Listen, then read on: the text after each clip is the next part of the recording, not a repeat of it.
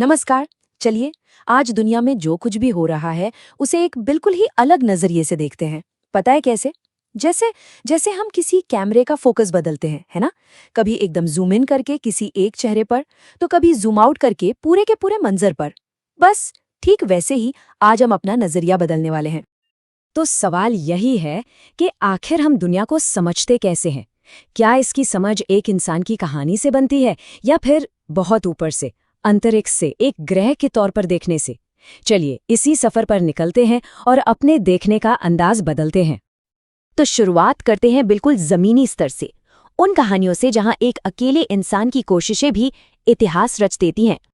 सबसे पहले बात करते हैं एक अकेले इंसान की हिम्मत की। पूर्व आईपीएस अधिकारी डी शिवनंदन, उन्होंने अपनी नई किताब में बताया है कि कैसे 1980s और 90s के दशक में उन्होंने मुंबई के ऑर्गेनाइज्ड क्राइम की कमर तोड़ दी थी। ये कहानी है उस एक शख्स के पक्के इरादे की जिसने सचमुच पूरे शहर का नक्शा ही बदल दिया। अब एक अकेले इंसान से आगे बढ़ते हैं और देखते हैं कि जब एक टीम साथ आती है तो क्या होता है। गुजरात के अहमदाबाद में हुई 11वीं एशियाई एक्वेटिक्स चैंपियनशिप। हाँ, ये बात सही है कि चीन टॉप पर रहा, लेकिन हमारे भारतीय एथलीटों का प्रदर्शन भी जबरदस्त था।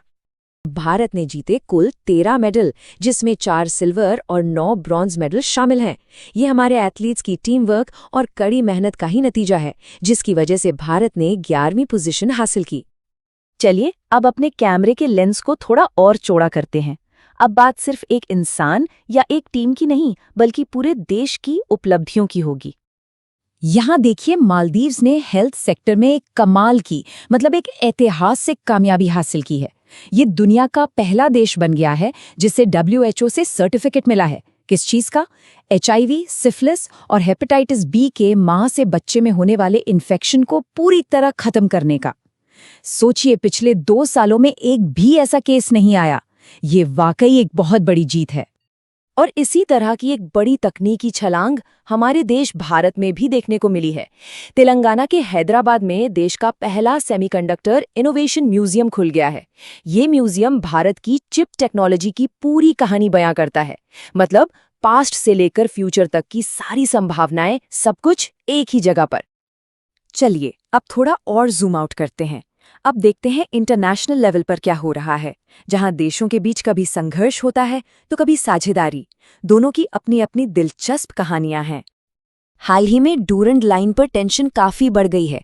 देखिए, इसकी जड़ ना एक पुरानी ऐतिहासिक असहमति में है। पाकिस्तान इसे अपनी ऑफिशियल इंटरनेशनल बॉर्डर मानता है, लेकिन अफगानिस्तान का तालिबान एडमिनिस्ट्रेशन इसे नहीं मानता। अब एक ही बॉर्डर पर ये 2 अलग अलग नजरिए हैं, और आज की टेंशन की असली वजह यही है। लेकिन देखिए, जहां एक तरफ तनाव है तो वहीं दूसरी तरफ सहयोग की मिसाल भी है। भारत और ऑस्ट्रेलिया के बीच ऑस्ट्रा हिंद मिलिट्री एक्सरसाइज का 4था एडिशन पर्थ में हो रहा है, और इसका मकसद, जैसा कि नाम से ही जाहिर है, दोनों देशों की सेनाओं के बीच कोऑपरेशन और कोऑर्डिनेशन को और भी ज्यादा मजबूत करना है। अब हम अपने नजरिए को एक ग्रह के पैमाने पर ले जाते हैं, एक प्लैनेटरी स्केल पर, जहां ऐसी चुनौतियां हैं और ऐसी उम्मीदें हैं जो हम सब पर असर डालती हैं। IUCN की जो लेटेस्ट रिपोर्ट आई है, उसमें कुछ अच्छी और कुछ चिंताजनक बातें हैं। अच्छी बात यह है कि 65% वर्ल्ड हेरिटेज साइट्स की हालत में सुधार हुआ है, लेकिन चिंता की बात यह है कि 80% से ज्यादा नेचुरल साइट्स क्लाइमेट चेंज की वजह से बड़े खतरे में हैं। तो मतलब साफ है, तरक्की हो रही है, लेकिन खतरा भी साथ साथ बढ़ रहा है।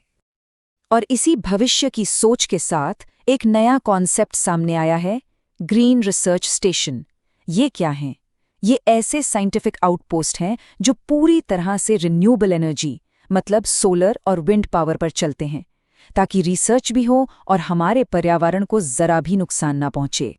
और भारत इस दिशा में एक बहुत बड़ा कदम उठा रहा है। 2029 तक भारत अंटार्कटिका में अपना 4था रिसर्च स्टेशन मैत्री-2 बनाने जा रहा है। और खास बात यह है कि ये भारत का पहला ग्रीन रिसर्च स्टेशन होगा। ये 1989 में बने पुराने मैत्री स्टेशन को रिप्लेस करेगा। और अब हम आप पहुंचे हैं अपने सफर के आखिरी पड़ाव पर। अब हम जमीन पर नहीं, बल्कि पृथ्वी के ऑर्बिट में हैं, जहां से पूरी दुनिया एक ही नजर में दिखाई देती है। स्टार्टअप गैलेक्सी आई का मिशन दृष्टि सैटेलाइट, सच कहूं तो ये एक क्रांति है। बस इतना समझिए कि इसके पास 2 तरह की आंखें हैं। एक आंख जो दिन के उजाले में सब कुछ साफ साफ देखती है और दूसरी आंख जो अंधेरे और घने बादलों के पार भी देख सकती है। ये दुनिया का पहला ऐसा सैटेलाइट है जिसमें ये दोनों टेक्नोलॉजी एक साथ हैं। इसका मतलब ये कि अब चाहे दिन हो या रात, मौसम साफ हो या खराब, हमें धरती का एकदम क्लियर डेटा मिलता रहेगा। ये तो डिजास्टर मैनेजमेंट से लेकर खेती तक हर फील्ड के लिए एक पूरा गेम चेंजर है। तो घूम फिरकर हम वापस उसी सवाल पर आ जाते हैं जहां से हमने शुरुआत की थी। हमने जमीन पर एक पुलिस अफसर की कहानी से सफर शुरू किया था और आसमान में एक सैटेलाइट की नजर तक पहुंचे। हमने हर एंगल से दुनिया को देखा है। अब जब हमारे पास ऊपर से देखने वाली ये नई शक्तिशाली नजर है, तो असली सवाल ये है कि हम नीचे इस दुनिया को बेहतर बनाने के लिए इसका इस्तेमाल कैसे करेंगे। ये सोचना जरूरी है।